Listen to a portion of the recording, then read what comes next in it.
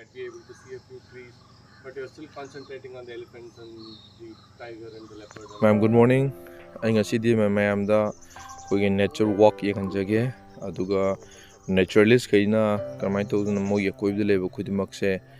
interpret kamai to ge aduga tourist kamai attraction moine kamai na tourist ke attraction loge se ma'am da ye kanjage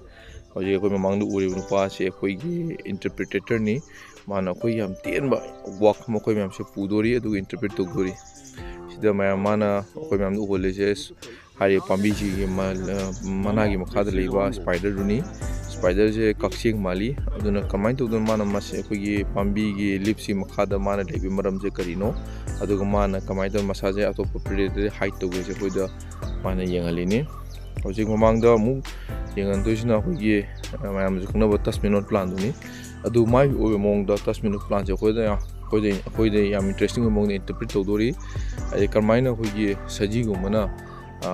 masa 10 minute plan masa makse kamaina ko sa da na bidam to protect kamai to go ko ma'am do onduri ma'am si hai masa ma'am je masi ma'am sina ne ko tourist ta maina ko interesting ho na pauli je aduna ma'am ju khalam be hai di yam chaw jaga yam di yam valuable product meat ni yengma da yam na ko yam na fajaba ko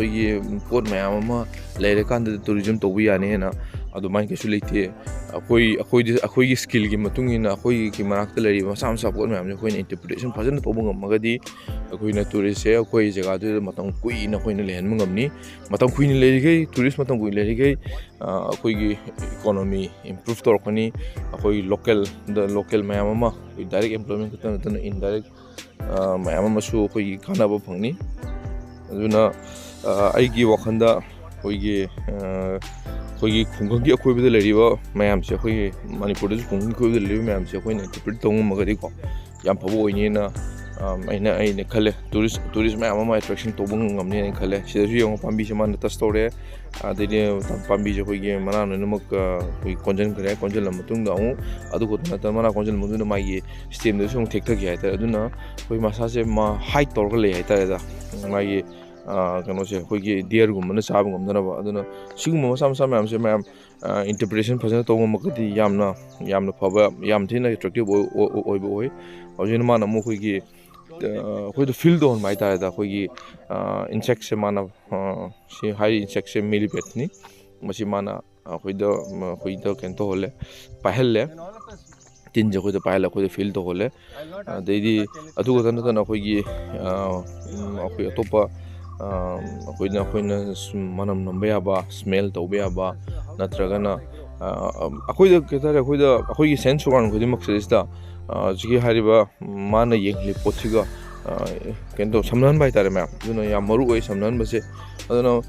akoi research base 100 meter ko fadri ma'am khon chali je yam thina nam nak pa jaga ne do bo hariba jaga se mana almost hoju fogda pung ama hena matam lawre edi chappa kudingi man thenari thenu khudi mok to khoja nan mok sum interpret tor ta chapin aduga nature ga kamaina kari mari lei kari relation lei ta chapo na khoja interesting hele ma aduna khoi tourist khoina kari gumba khoina masi attract to ma khoi sense wakan khudi mok nu mok yam nakpa khoi ta relation establish to ma gadi manam han bodo oro khuta form bodo oro nadra test to han bodo oro nadra makhon dam bodo oro main oiragadi tourist khagi moi attraction je yamna khoi ta yam leibina maram moiduna moi da matam to kamaina hau ki abise moi du ko de du matam se dum sakya ta aduna ai wakhanda mayam hai ba khoi gi nu pa se ma sina khoi se phajana khoi je phajana engage tor thambire phajana ya khoi je phajana khoi je makhum je sa makhum ji ge khoi bi por khudi mak se ga nyam nakshan na close hoina aduga siga khoi ge dare morning ma ga dare mana develop to ngamal le sin pa se aduna si to bo mo ga na khoi ngasi pung ama ani ma ga loina na hayo ta se da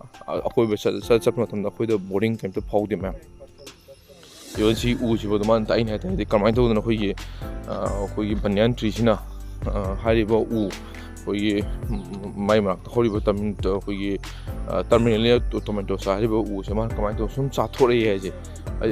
मानदुना कमाइन तौदुना एंगल्फ कमाइन तौरगा ख्वाइ लास्टदि हाइ उजे मा नोइनमक हातोखरनि अदु बोद वारि नि हाइतारे दा अदु अखोइनि खोइ मिनसु दुम उरे अदु येंबदु सम इंटरेस्टिंग ओरे सिदा जुमाना खोइ उलिजे उगी बाक माई मकू सिदा खोइ स्पाइडर न स्पाइडर ने बकनी बकना मरुम कोगा मागी मरुम मैम दुमाइन थम्बदु बोद अखोइदि येंगलगा अमैना खोइ केदर इंटरेस्टिंग फॉल असि खदसि हारि बसि सिना मैम खोइगी नेचर एजुकेशन नेचर खोइगी नेचर जे क्या मतिक मरु अदि अखोइना unnecessary destruction harm तौदना बसु खोइदसु अदुंबा मेसेज अमा पीरी मैम अदुना हाइरिस नेचर एजुकेशन नि अवेयरनेस क्रिएट तौबने मैम लोरे मैम याम टीम जगह से पुंग अनि हेना खोइ चंगे इंटरप्रिटेशन नम नोय वीडियो से लोसिन जरके मैम थागा चेले मैम थैंक यू